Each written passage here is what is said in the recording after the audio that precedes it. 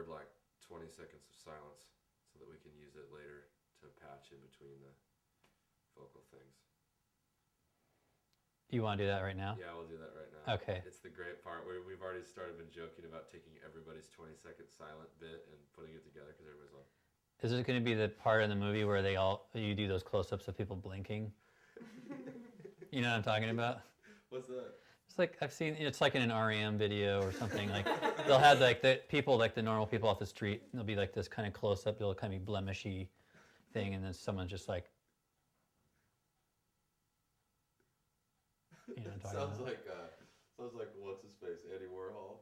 Well, except for like there were 4 hours long. Yeah. This is just like I don't know what you call it, like vignettes of, or sort of still shots of people. You know. Well, we were talking about, especially with the birds, because Bird looked like his head was gonna explode when we were doing it. It was like he was like that. We're like, we should have that's when their like identifier card comes up. You know, like it's like Vern Rumsey, like just like really funny. Okay, so we'll do it now. Okay.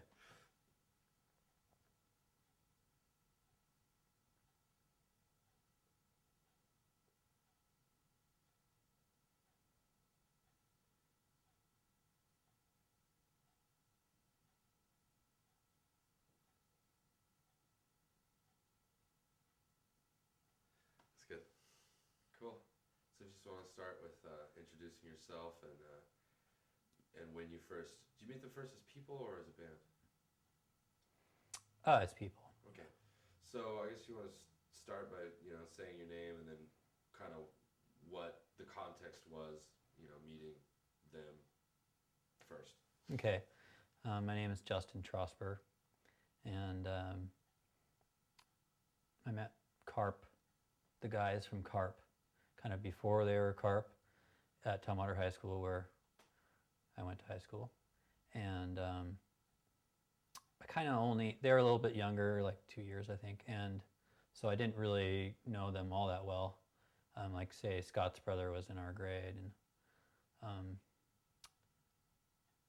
so I just kind of barely got to know them as a senior, I think.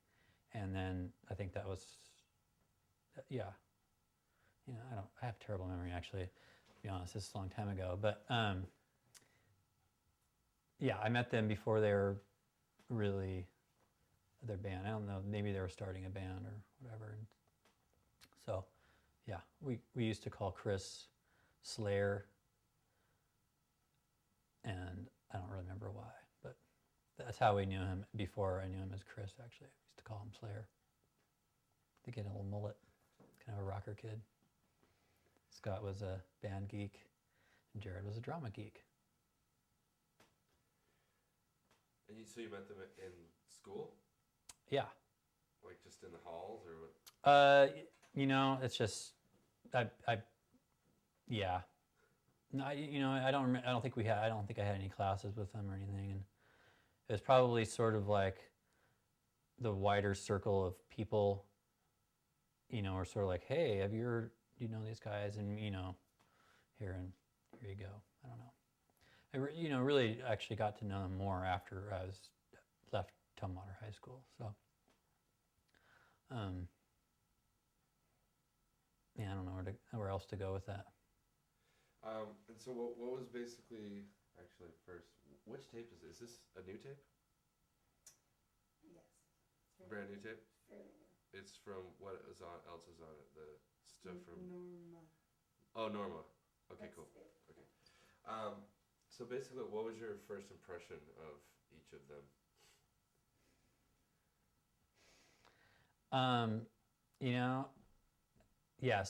Say at high school, I just thought of them as kind of younger nerd punk types, the same as we were, at Tumwater, at least, my circle of friends, and of which I was talking earlier, the sort of grand circle would, they were like maybe 2 rings out of our center or something. And they were younger people, and when we found out they were kind of interested in playing in bands and stuff, I think that we were excited to know that somebody else from our school that was younger maybe was like, wow, it's taking our cue or something. But what was I going to say? What was the question again? I mean, all first impressions. First impressions, yeah. So, yeah, you know, they were just a bunch of nerds. Carp was a bunch of nerds. Not unlike my friends. But, and myself. And, I mean, Tumwater really, this is where I was going with this. It was at Tumwater High School, you know, I guess we were kind of punk rockers, but we really, you know, didn't really, we weren't like the Olympia punk rock kids downtown or whatever. We were kind of hicks, and Carp were definitely in that hick kind of thing. You know, they lived in Little Rock and even farther regions of Tumwater, Thurston County area, and so you know, they didn't really have the dress like, you know, no one wore like leather jackets or had like crazy hairdos or really, you know, but everybody had kind of, you know, it was just really people that were into music, I think, you know, and I know that definitely Scott was, you know, he was already in band and stuff, but I know once he started getting to know people, he was like really into music. And I think that most of our friends and myself were more into the music aspect of the punk scene or whatever. So, and I think that I would say the same of Carp, you know, they were, as individuals, as how we viewed them, weren't like, oh, those are just kids trying to be cool, like fit into the punk scene or whatever. It was like, those are like nerds that are into punk bands, and that's kind of my impression. So you mean more into music than fashion? Is that what you're getting Yeah, at? for sure, yeah. And or politics for that matter. You know, if you kind of like divided the punk scene into sort of what different qualities that people are into. Like some people are really attracted to it because they're really into like leftist politics, or some people are really into it because, well, there's this people that kind of think like me and somehow fit in. And then there's this, you know, a certain amount of people, and mostly people that play music, are into it because it's this really open venue of being able to play music and express yourself. And so I think that's kind of what I'm getting at there. Were you aware of what kind of music they might have been listening to prior? Or what kind of things they might have been being interested in prior? Well, I think, you know, how we called Chris Slayer, I think that came from the fact that he was into Slayer, you know, and we were all into Slayer and stuff, you know. And as far as Scott and Jared goes, I don't have no idea what they were into music-wise. I have no idea. Did you see the fanzine, the Kill All Redneck Pricks? Yeah, yeah. You should talk about the fanzine. I don't. You know, the thing is, I don't remember it. You don't remember it? No. Do you remember hearing about it, or? Oh yeah, I remember it. I mean, I am sure that it was a direct result of, you know, fanzines that people in Olympia and that we were doing. You know, we that was sort of that era of where zines got really big. You know, like let's say in high school, a friend of mine lived with my family, Chris Jordan, who Carp knew, and Chris Jordan and I started this zine called Pulp, and it was mainly Chris's project, but I just sort of happened to help out because we lived together, and Pulp like made an issue or two, and then we sent one off to Sassy Magazine, and it got Zine of the Month or whatever. And so after that, Pulp was this huge thing. And also Jigsaw, which was Toby Vale's fanzine, that also got Sassy. So there was all these, you know, Olympia, like 2 zines from Olympia got into Sassy Magazine, and it was like this big ridiculous thing. So there was like a whole zine thing going on in Olympia and stuff. And yeah, so I think that was just another one of them. But of course, I mean, I'm sure if I can remember at all, the gist of it was, you know, definitely the anti-Tumwater sort of manifesto of the redneck thing there and stuff. Yeah, say what, or describe that, for somebody that has no, like, prior knowledge of what they might be referring to, like, what your impression of who were the redneck pricks.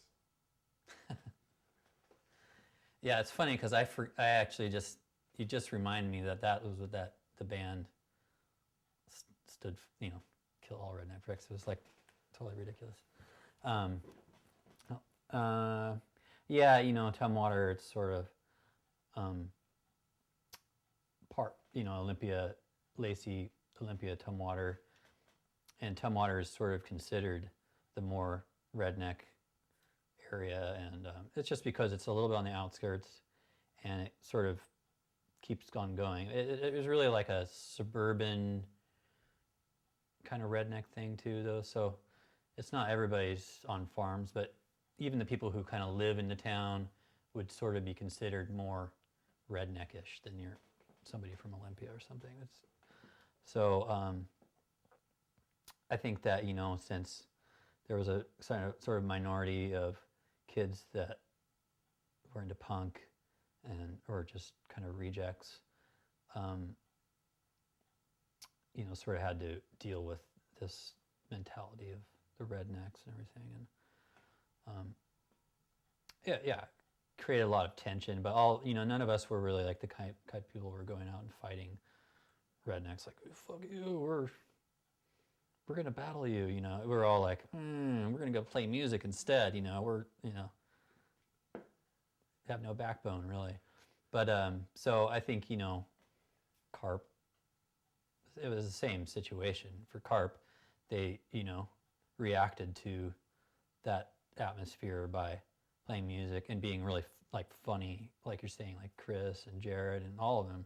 They were all like hams. I mean, that was definitely a big part of their deal. Like, especially the first time we saw Carp play, it was like, these guys are like totally ridiculous.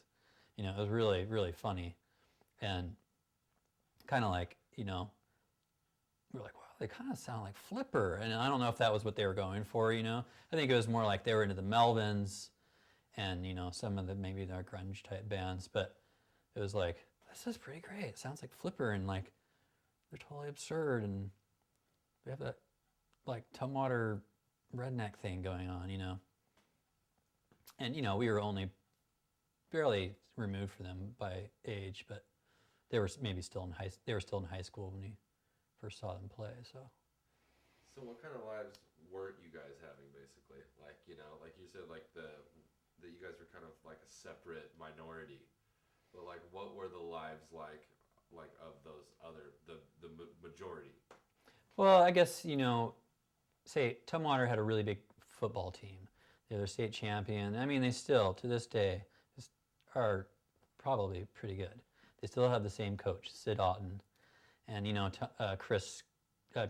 Carp had the 7-inch, the great job dipshits thing and all that. So that was sort of, for lack of a better word, the bigger culture of Tumwater was this football team, and then the thing that sort of informed the football team was this sort of redneck thing, whether or not the person was like a real farm boy or just a guy who lived like in a tract house and in Tumwater. They were really, that's the mentality, was like, we are the rednecks, And I mean, compared to like say Shelton or Aberdeen or some of these other places, people from Tumwater were like urban, So yeah, I guess the reaction of us, we were all reactionary against that bigger picture of the football redneck thing, and I guess there was sort of an injustice done to people like us, was that we got sort of scapegoated for, people thought that we were taking drugs or that we were, there was something wrong with us and stuff, and we were all actually pretty not that way, and it was like the football team that was actually the ones that were all on drugs, and all this, they were doing all this bad stuff, date raping and all this stuff, it's like, we're just, we just have bad attitudes. We're just smarter than everybody else. sorry, you know, fuck you. Just like, oh. So yeah, just bad attitudes, and you know, an obsession with music and stuff. So that was definitely not what people were into at Tumwater. But you know, we weren't the real minorities at this school. The real minorities were like the 3 Vietnamese kids there and the 1 black guy. You know, I mean, in reality, we were just, you know, and we didn't have it that bad.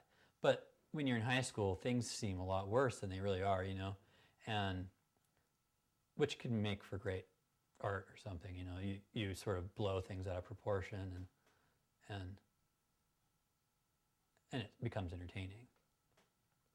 So we were lucky to have that venue, and also to know people outside of our high school that were kind of supportive. You know, everybody thought, "Well, these Tumwater guys, who are these guys? No one comes from Tumwater and plays in bands and stuff, you know." So I think, yeah. So were you guys then connected to downtown, people who were doing things downtown when you met them, like previously, or were you guys also existing in a vacuum? Well, yeah, you know, early in high school we started going to shows, and eventually we started doing bands, and then of course we started meeting people, but we were still definitely like little kids, you know, and most of the people that were playing in bands and stuff that were in Olympia were Evergreen students and stuff, a little bit older, and so there wasn't really a whole lot of high school stuff that, I mean, just, I guess that was any good, really. You know, most bands from high schools were usually sort of like a cover band, or, you know, really, really, really uninteresting. And like, so when our band, like Giant Henry, came out, you know, people were like, wow, these guys are actually kind of good. And then Carp came along, and they were kind of similar, and, you know, there people were like, what's going on, Tumwater? You know, so, yeah, I lost my train of thought, but. So did you see their upbringing and their town reflected in the music style and just kind of the form that they ended up kind of accidentally choosing, I guess? Yeah, I think just like anything, I mean, you have the actual influence of your reality, your atmosphere, and then you have media that you're influenced by, and I think that a lot of times matches up somehow, you know. So the media you choose sort of is reflective of somehow of your real atmosphere. So I think the guys in Carp probably were drawn towards bands that were heavier and noisier and stuff, because that was sort of the malaise, or whatever you want to say, that they're experiencing in that world, you know. And also, I mean, this is the early 90s. This is just kind of grunge thing was going on, and I mean, that was huge, you know. So that influence went everywhere. I mean, you had Nirvana and everything, and they still hadn't taken over the world yet, you know, at this point. So the pervasive influence was definitely heavy music and stuff. And the Melvins, of course, were, you know, the biggest, probably, of that heavy kind of thing. And also, you know, common backgrounds. Melvins, Nirvana, they're from the Aberdeen thing, and they've definitely had all this damage going on that we have all heard about now. But so I think that, yeah, both that the real atmosphere of life in kind of in a hick town or rural area, and the music that people choose to listen to sort of meet. What damage are you referring to? Like, you know, redneck damage, like hicks that get picked on, and the whole, you know, what was this movie, the Kurt Cobain movie? It was all kind of about Aberdeen and Olympia and this atmospheric. It's kind of this thing about geography and how that influenced his thing. And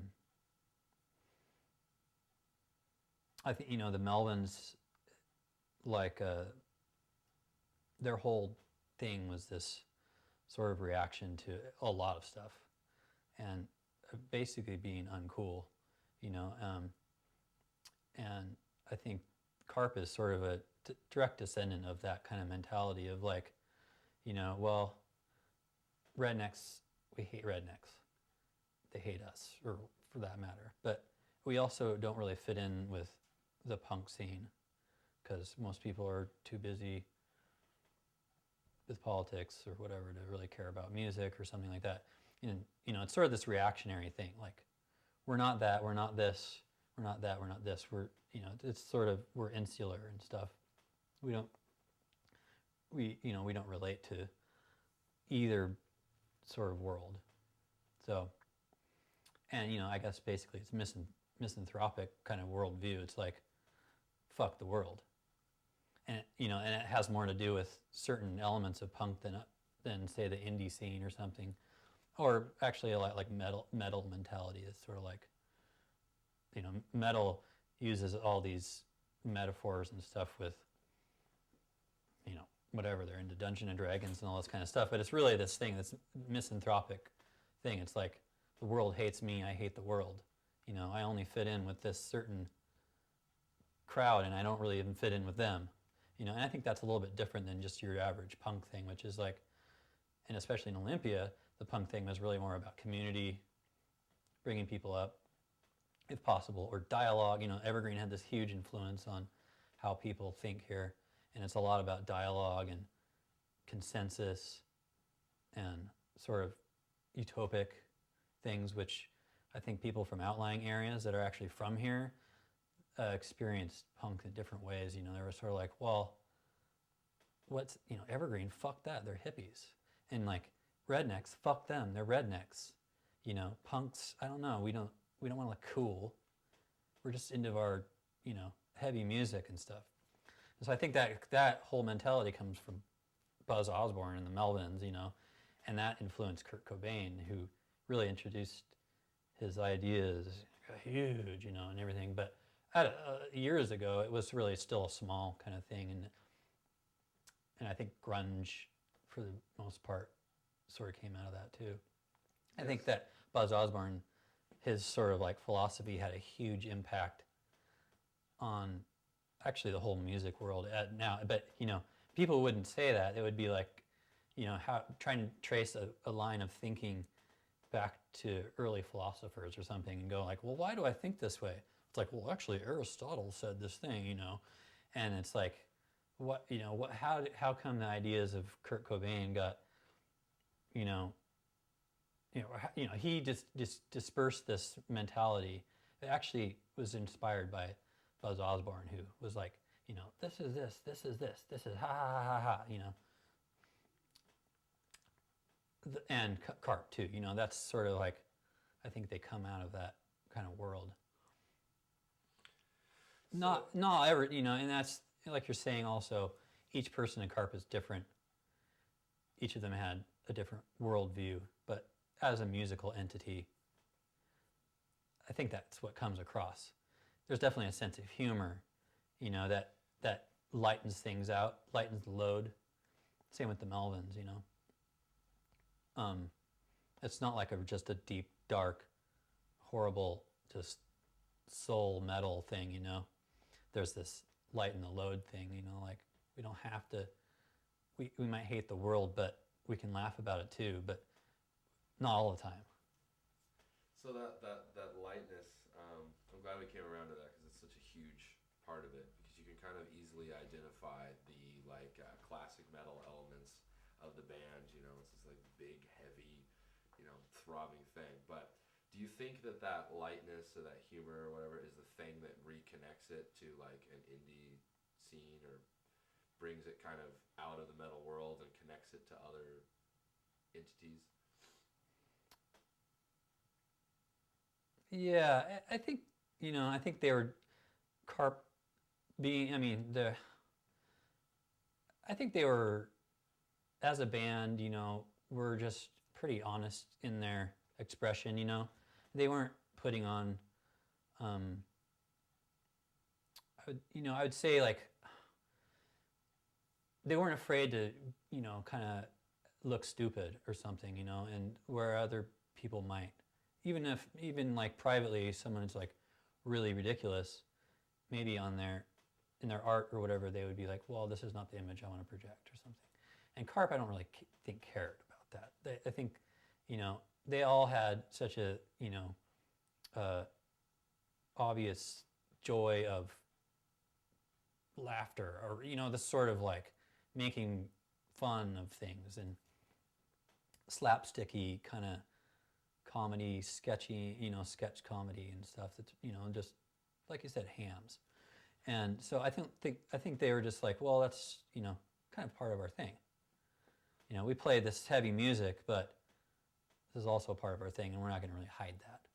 You know, and so you can see in their artwork, you'd look at some of their art and you're like, I can't believe they put that on their album. That's so stupid.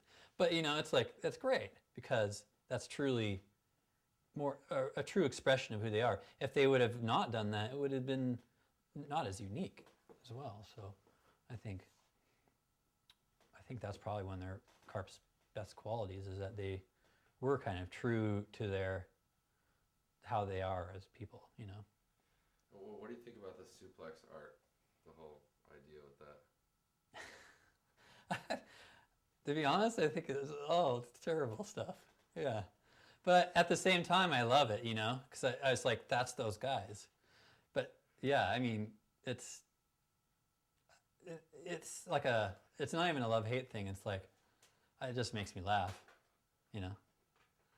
But if I was like, say, a kid that didn't know them or something, I'd be kind of like, this is stupid. And I'd turn the record on, I'm like, this is great, you know. You can understand the lyrics, or whatever, you know. It's just like this great, grating, heavy type of music. So,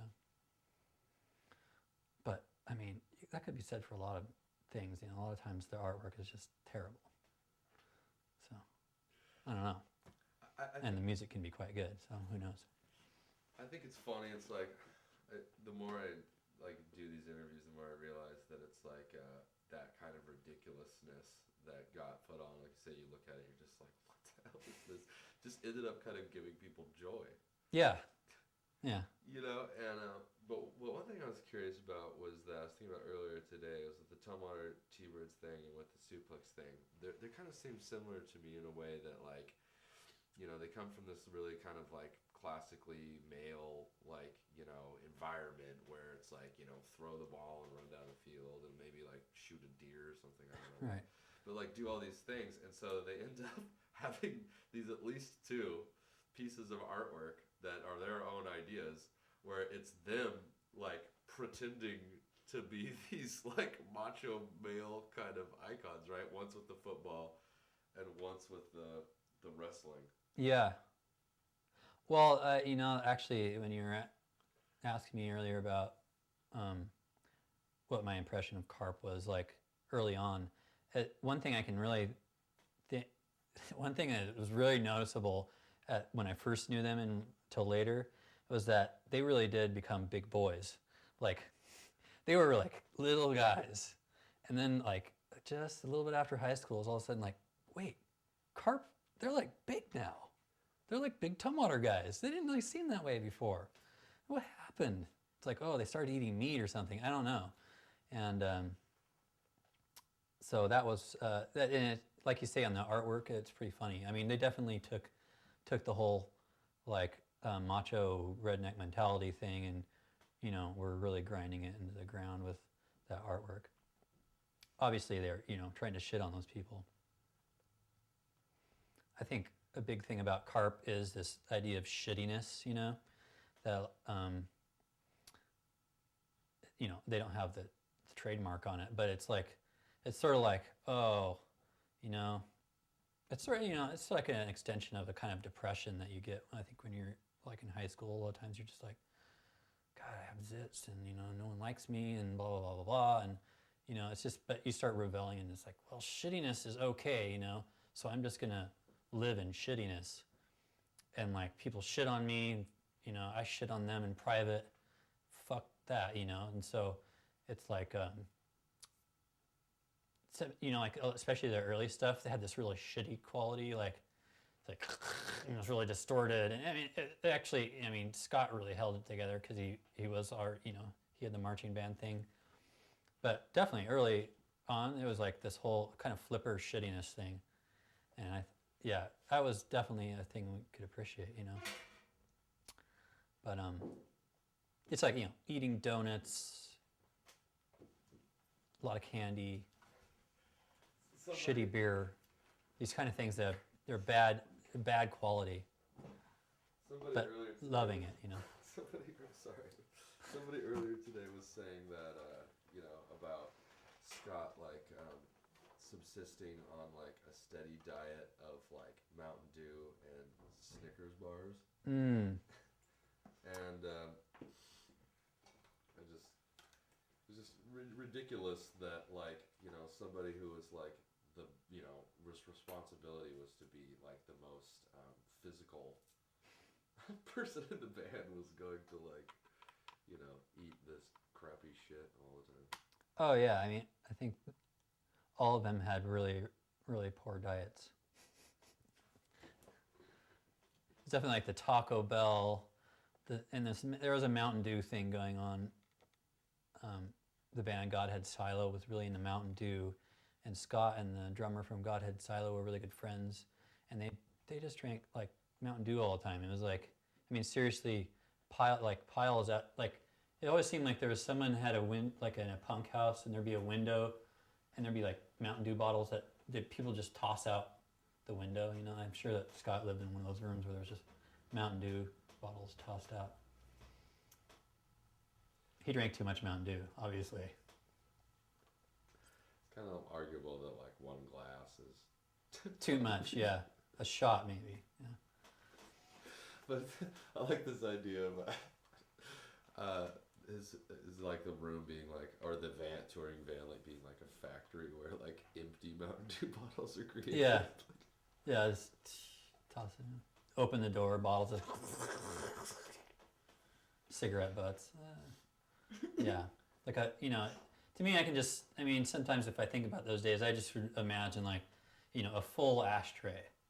It's just like, you know, in houses, like punk houses, there'd just be a full ashtray. It's like, why doesn't anybody ever, it's like an ashtray this big. Why doesn't anybody empty that out?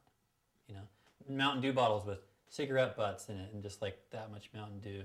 Or actual just piss, you know, like a half a bottle of something with piss in it and then like cigarette butts. Because they live in that house, the central house. I'm sure people have talked about this. I mean, that was a serious hive. A really serious hive. Yeah, I lived there. She lived there. And I know now punk houses, there's a book about them and everything, but I have to say those guys all lived in some reputable punk houses of shittiness. Yeah. You should describe those a little bit for people who aren't familiar with what your average punk house might entail. Yeah, no, it's just like shag carpet left over and kind of greased over by just life, you know. Shag carpet's sort of greased over, and then like kind of particle, like those doors that are like made out of like a thin. They're always, you know, like really like, whoa, oh, the door's really light. It's just like this thin thing, and it has like kick holes in the bottom, and then a countertop, you know, a countertop that's sort of like old Formica countertop that's been worn down to so it's kind of black, and then there's bottles of all, you know, mostly Mountain Dew or some kind of, you know, Coca-Cola, and then beer bottles, and they all have cigarette butts in them. And then there's a pile of dishes with spaghetti stains all over it, and then there's like, you know, what else? Smells. No heat. No heat, and you know, mildew. Maybe a patch in the corner of just a big breakout of mold, and then like hole in the floor people always have like curtains over their doors. You know, sometimes there's not a door, so there's always a curtain. You know, and then mattresses on the floor, a little milk crate of records. You know, pile of hair. Huh? There's always a pile of hair, like someone just shaved their head. Oh yeah. There's always shavings in the bathroom, And people like, "Oh, can you clean that up?" And they're like, "Yeah, I cleaned it up." And the hair gets pushed against the little edges of the sink, so there's always like little hairs just all stuck around the sink. And then there's a soap pile. It's like an old bar of soap that, hey, my mom bought me a bar of soap. And everybody's like, great, we haven't had soap for months. And then the soap kind of turns into this mush pile, and it gets tossed back in between the sink and the shower. And the shower curtain has like tears in it, and the rings are always falling off, and there's mold on the bottom of that. On and on it goes. And then they'll have the show, and then people come and they trash the place. And most people that live in the house, except for like one person, they're like, I don't care. Fuck it. We live in a punk house. And there's always like the one guy's like, oh, I hate having shows, Someone's going to steal my record collection. They live in a couple of those kind of houses. And they played shows there at that house, the Central House? Or? God, I guess. They had to. I don't even remember. I mean, I'm sure I saw them there. Yeah. And so then Vern records the demo tape initially, right? So you heard that. Oh yeah. I mean, I heard him before that. For the demo tape. Yeah, live. I mean, we saw him play. At that point, by the time that Vern recorded the Carp demo, they'd been playing live, and they played with us. I think they played their first show with us at the surf club. I might be wrong about that. And but that's the first show I remember seeing them play. And yeah, so they'd been playing, and then people kind of knew about them a little bit. And then Vern, I think, recorded them at the State Tri Theater. And what did you think when you heard the demo tape? Was it much different than you were expecting it to be, or? It was actually like tighter, it was like, whoa, you could kind of hear what's going on. And the drums, were actually, I think the thing that stood out the most was the drums, and people were like pretty like shockingly good. He's gonna be one of the ones that stands out. So. And then what did you think is like the next record? And it just says like time. Well, actually, first before I talk about that, what about the fire bell? You probably remember that. Oh yeah. Yeah, that was their gimmick. What did you think of the whole fire bell thing? I think it was part of the thing. It was sort of to be annoying, and so I mean, yeah. I probably thought it was fine.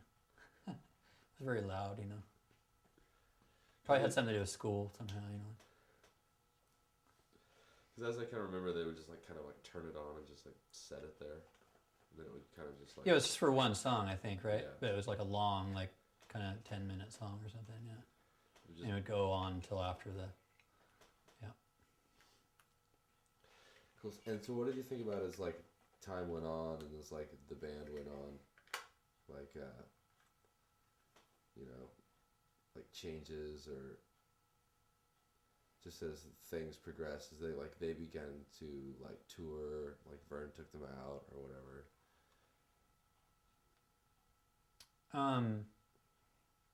Besides the obvious of just becoming a better band, just more practice, more shows. I mean, it's just a typical thing any band goes through if they kind of stay together.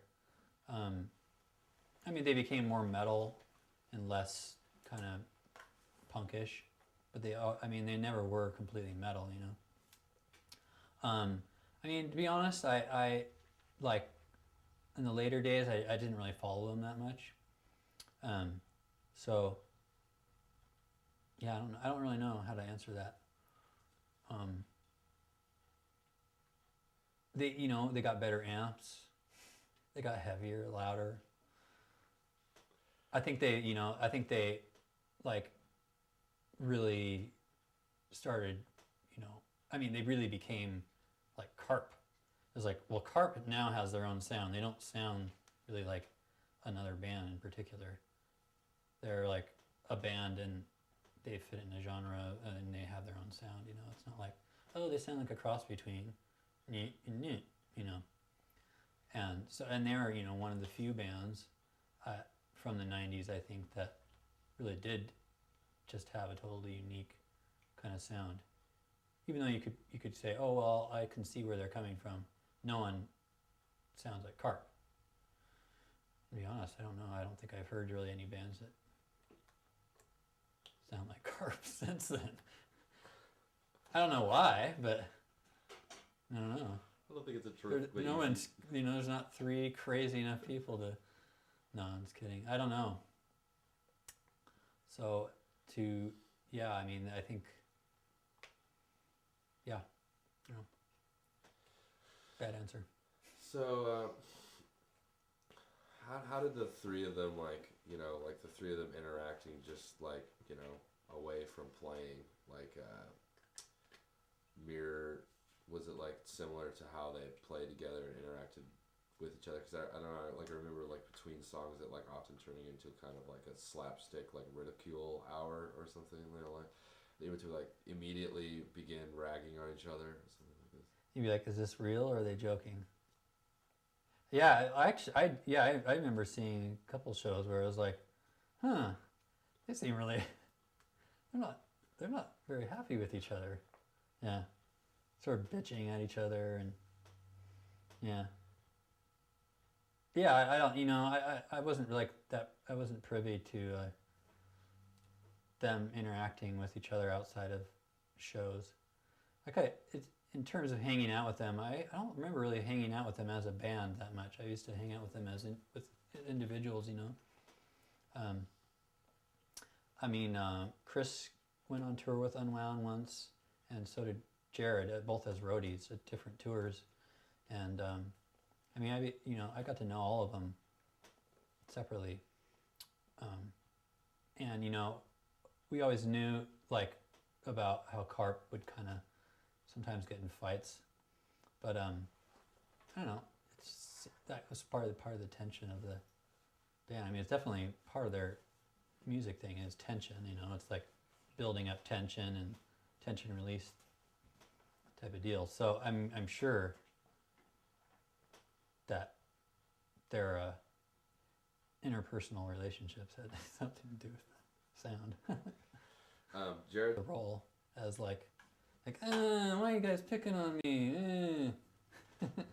And there's probably, I don't know if anybody told this story. Like, it's not that great of a story, but it's kind of funny. That we were on tour. He didn't have any money, you know, and so we were paying for his dinner here and there, and we were kind of like, well, if we're gonna pay for your food, we get to pick what you eat. And so we went to this place, and it was in Sacramento, called Pancake Circus, and sort of like, you know, it's like a Denny's, a family dining type of place, but it has like clowns on the wall, and it's just kind of horrifying. And they had this, we were looking through the menu, we're like, pancake sandwich. I think that's what you'll have today, Chris. He's like, you know, sort of like, I mean, you know, we sort of had like a big brother relationship with those guys, so it's all in good fun. But yeah, he definitely got he got to be the shit upon person on that tour. It was fun. how long was that tour? It was only like 2 weeks or so. Jared went on a really long tour with us. Yeah, it was like 8 weeks or something. You know, like way too long. That was like a full tour, and the one that Chris went on was just West Coast. That was a good time because it was just like it was our first tour with Sarah drumming, and so it was just fun. Back then we always tried to bring a friend or something to have fun with, pick on. Hey, Justin. Somebody to pick on. We have to go really soon. Why don't you go and then I'll catch up? Okay. Oh wait, you have to lock up, huh? Well, why don't you call me and I'll come back and lock up. Sorry to interrupt. Oh, that's okay. Let's see. Maybe too long of a tour, but yeah, it was fun. I mean, it's basically having like a comedian. I mean, we probably should have had him open up doing comedian. It would be great, but I don't really have any distinct memories. So